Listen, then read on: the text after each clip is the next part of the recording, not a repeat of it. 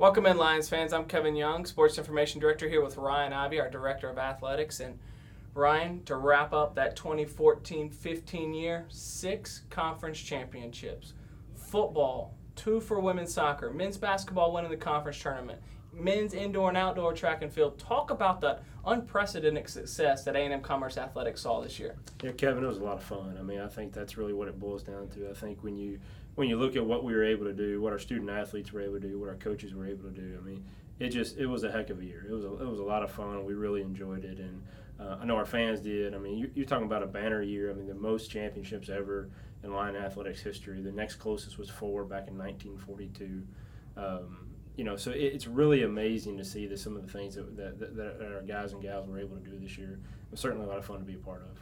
Not only what our guys and gals were able to do on the court, but we'd be remiss if we didn't mention some of the academic success. Right. Just coming out, we had the softball and women's golf had the highest GPAs in the Lone Star Conference. Yes, I have to look down at my cheat sheet to stay up with us. We had 13 LSC all-academic performers, 2 all-LSC Academic Player of the Years, Callie Nett and Dora McCraddock, women's soccer and track and field. And you're saying, as always, we want our kids to have rings and degrees. And if you look at 2015, we saw that happen. We did, yeah. That's our big picture goal here at A&M-Commerce. We talk about every one of our student athletes that comes to A&M-Commerce to leave with a championship ring on one hand and a diploma in the other. And it's really important that our student athletes embody the characteristics of what it takes to be a student athlete. And Judy Sackfield and our folks down at the Academic Center just do a fantastic job of providing the resources our student athletes need to be successful in the classroom. I tell all of our student athletes at the beginning of the year that if they don't succeed in the classroom here, it's because they didn't give effort. We have a lot of people here at A&M-Commerce that care about the well-being of our student athletes, especially in the classroom. And so it's really been fun to see them succeed in the classroom as well. We talked about the success of 2014-15 on kind of a local scale, if you will, with the Lone Star Conference. Let's look at it on a regional and national level. Look down, you had 43 all-region student athletes, 2 region student athletes that were Player of the Years, 25 All-American student athletes. Talk about the impact that you had. And that's not even mentioning track going to nationals and competing in 2 different nationals, indoor and outdoor. Women's soccer making it to the Sweet 16. The Lions football team winning in the heart of Texas Bowl. That is Texas, but that's still postseason play. Yeah, no, that's really important to us. Again, when we talk about it from a holistic standpoint, from an entire department feel, we talk about participating in postseason championships.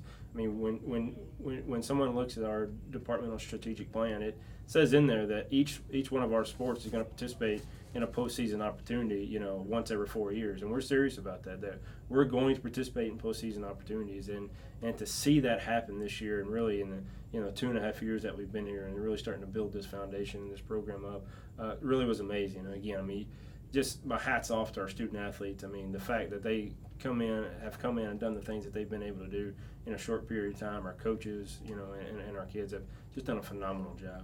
You talked about coaches. We did have one coach win 2 all-region coach of the year, and also another coach won the assistant coach region of the year.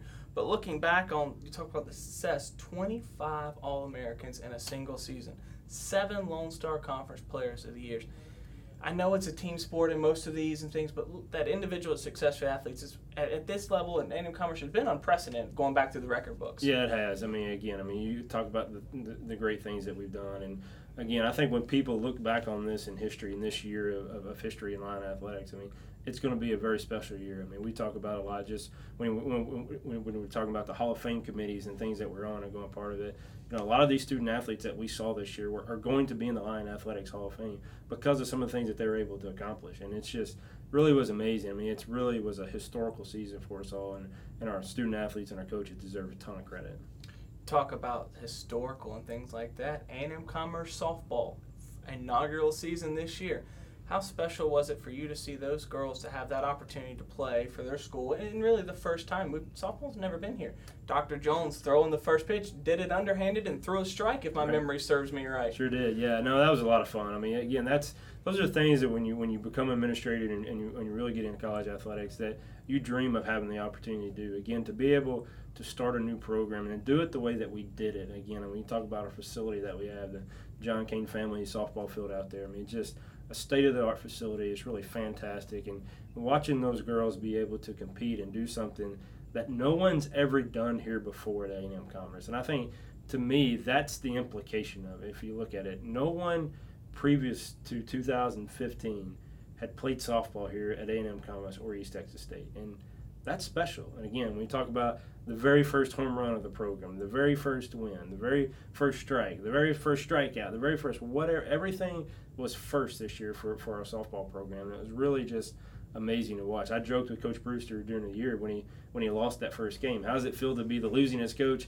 in Lion Athletics history? Because that's what he is. You know, if you think about it, he's a losingest coach, but he's also the winningest coach. And you don't get to say that at all, you know, unless you start a program. And that's really been the fun part about it this year. And as far back as we could look and find in the record books, it's one of the only first-year programs to ever make their conference tournament. Yeah, it made the conference tournament, and to be honest with you, one game away from the NCAA regional. I mean, had we beat Tarleton in the conference tournament, we're in and they're not. I mean, to be in those talks this early, I think people thought we could do it. I know Coach Brewster expected to do it, but I think it took a lot of people by surprise, and really was a lot of fun to watch them play. We talked about one of the coaches who's been here the shortest. Now let's talk about one of the coaches who's been here the longest, and Sam Walker. Watching his squad do something that hadn't been done here in 10 years, winning 20 games, winning the tournament, making it into the NCAA regional. How much of an excitement ride was that? And teams peaking at the right time. That's the definition of a team peaking at the right time. Yeah, no, it's fun to watch them really grow together as a team. And again, I mean, when you have a player like Darrell Williams, I mean,